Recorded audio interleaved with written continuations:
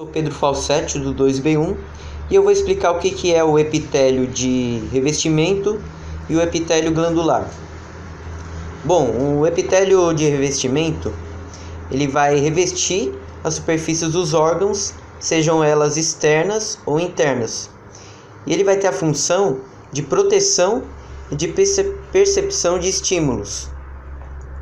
Já o epitélio glandular, ele tem glândulas, que vão secretar e vão absorver as substâncias. Então, sua função vai ser de secreção e de absorção de substâncias.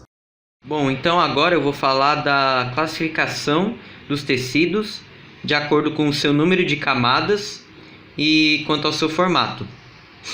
Bom, em relação ao número de camadas celulares, os tecidos eles vão ser simples quando apenas uma camada de células for constituída, que é neste caso aqui. Se ele for constituído por mais de uma camada de células, ele vai ser estratificado, que é este caso aqui. Agora, se ele for constituído de mais de uma camada de células, mas seus núcleos estiverem em diferentes alturas, aí ele vai ser pseudoestratificado, que é neste caso. Então esta é a classificação de acordo com o número de camadas dos tecidos. Bom, agora eu vou falar da classificação em relação ao seu formato. Então ele vai ter várias classificações.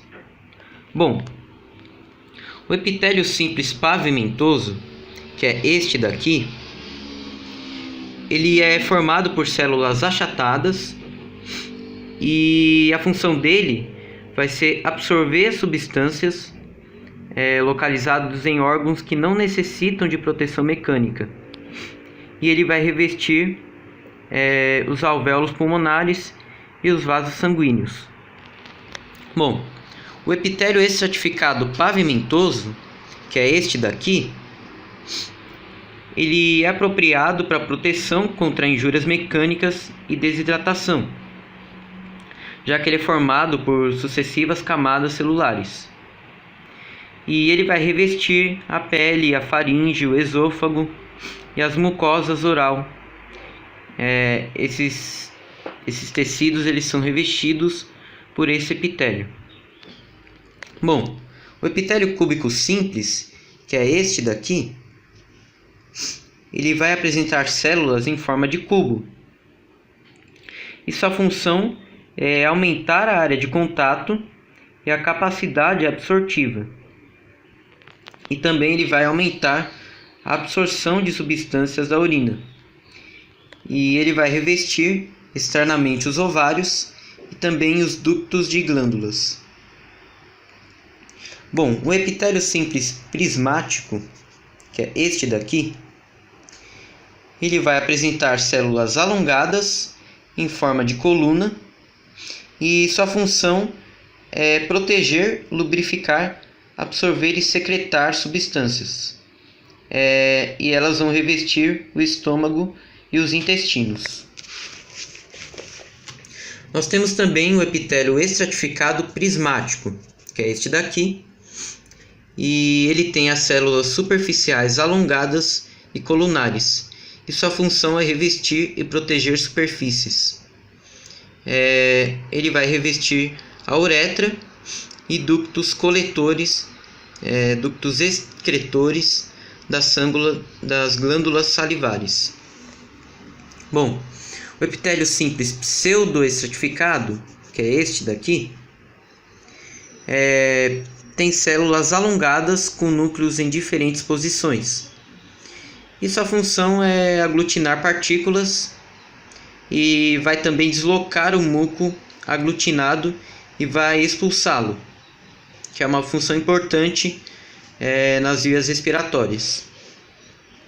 Ele vai revestir a cavidade nasal, a traqueia e os brônquios. Bom, e temos também o epitélio de transição, que é este daqui.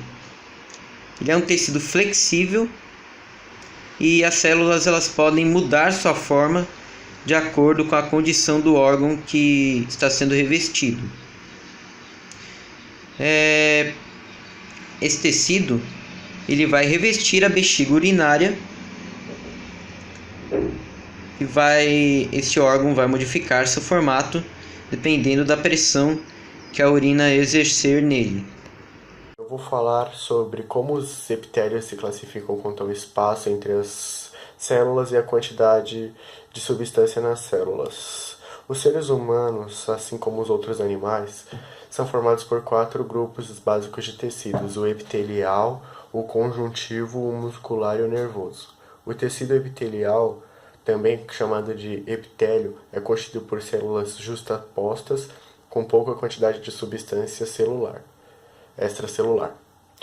Os tecidos epiteliais possuem principalmente 2 funções: revestir e secretar.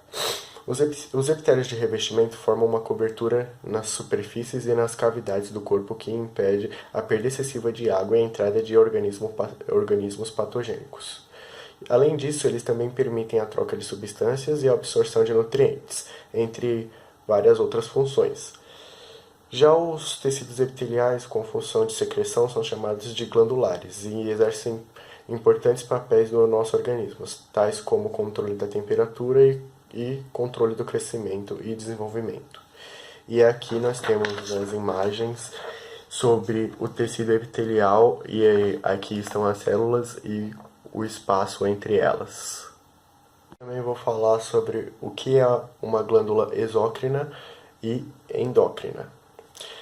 Uma glândula exócrina lança a secreção na superfície livre, superfície do corpo ou luz de órgãos, e apresentam canais ou dutos por onde a secreção passa até atingir o local onde será eliminada. Nessas glândulas é possível observar 2 partes distintas: a porção secretora e os ductos glandulares, que são conexões com o epitélio que a originou. E exemplos de glândulas temos a mamária e sudoríparas, também sebáceas. Já as glândulas endócrinas, elas eliminam sua secreção diretamente na corrente sanguínea. Diferentemente das exócrinas, não possuem ducto glandular. O produto dessas glândulas é denominado de hormônio, e o conjunto dessas glândulas forma o sistema endócrino. E a exemplo dessas glândulas temos a tireoide, a hipófise, a paratireoide, adrenal e entre outras. E aqui nós temos a imagem que mostra a diferença entre a glândula exócrina e a glândula endócrina. Meu nome é Matheus Lima, número 24 da turma 2B1. E hoje eu vou comentar um pouco sobre o tecido muscular liso.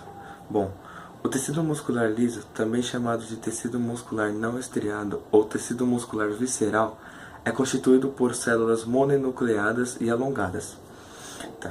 As células do músculo liso não apresentam estrias transversais como as vistas nas células musculares estriadas esqueléticas ou cardíacas.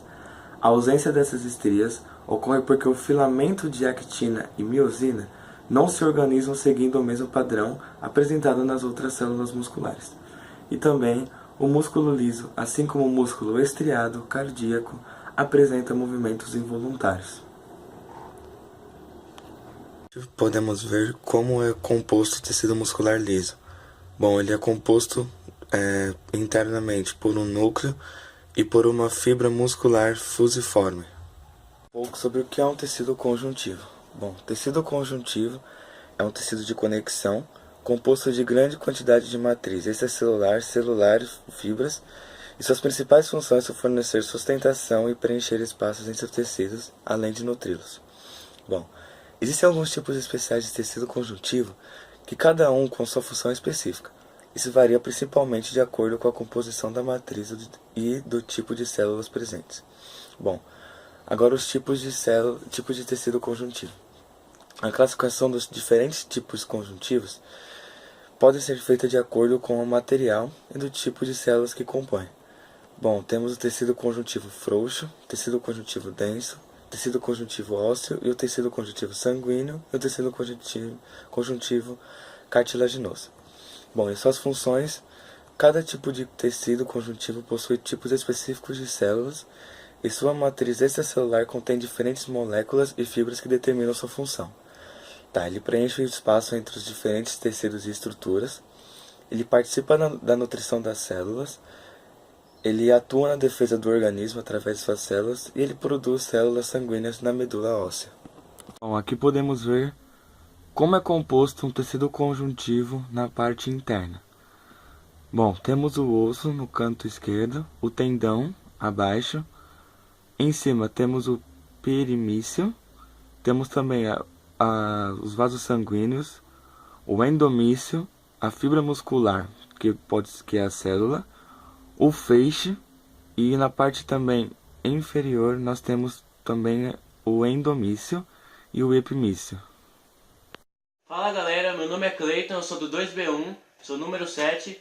Hoje eu vou falar um pouquinho sobre o tecido muscular cardíaco, tendo em conta a presença ou não de estrias e o tipo de contração, se é contração voluntária ou involuntária. Bom, o tecido cardíaco ele é composto por tecidos que formam um músculo chamado miocárdio. O miocárdio se situa na parte de baixo do coração. Neles tem algumas células, como os miócitos, que são células cardíacas, que possuem apenas um núcleo. E no livro 4 de Biologia, na página 128, nós podemos perceber aqui o miocárdio na parte de baixo do coração, sendo que em cima tem o átrio direito e o esquerdo, juntamente com os ventrículos esquerdo e direito.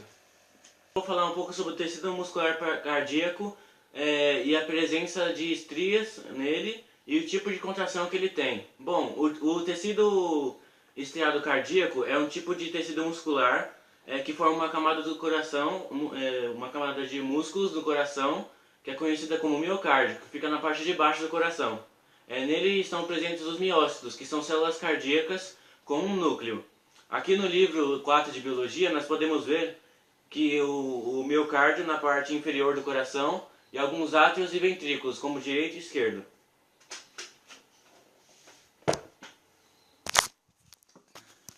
Agora eu vou falar um pouco sobre os tipos de contração que o sistema nervoso tem. Ele tem a contração voluntária e a involuntária. A contração voluntária ela é controlada pelo sistema nervoso central. Ela ocorre nos músculos estriados esqueléticos.